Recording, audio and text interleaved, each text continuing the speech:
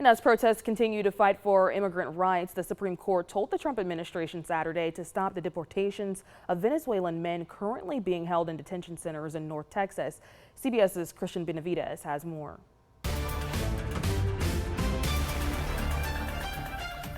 The Supreme Court told the Trump administration early Saturday not to take any action to deport Venezuelan men it alleges are gang members, effectively hitting the pause button on deportations within the jurisdiction of the Northern District of Texas. In a brief order, the court directed the Trump administration not to remove Venezuelans held in Texas' Bluebonnet Detention Center until further order from the court.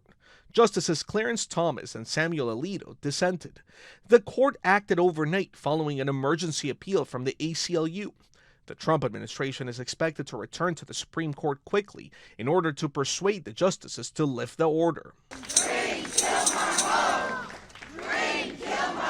This comes amidst ongoing criticism from the Trump administration's approach to deportations. On Friday, Maryland Senator Chris Van Hollen met with Kilmer Abrego Garcia, the Maryland man who was mistakenly deported to a prison in El Salvador in what Justice Department officials have called a clerical error. Depriving Kilmer of his constitutional rights is a threat to everybody who resides in America. He had not heard that.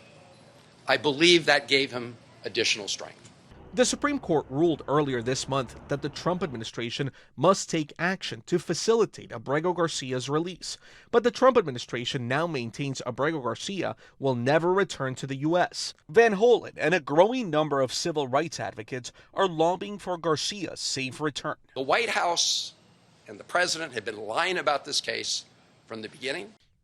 Since March 15th, the Trump administration has sent 5 flights of deportees to El Salvador under a deal with its president to imprison detainees the Trump administration believes to be part of criminal gangs. Now, in response to the Supreme Court ruling, the White House press secretary issued a statement Saturday noting the Trump administration is, quote, confident in the lawfulness of the administration's actions and in ultimately prevailing against an onslaught of meritless litigation brought by radical activists.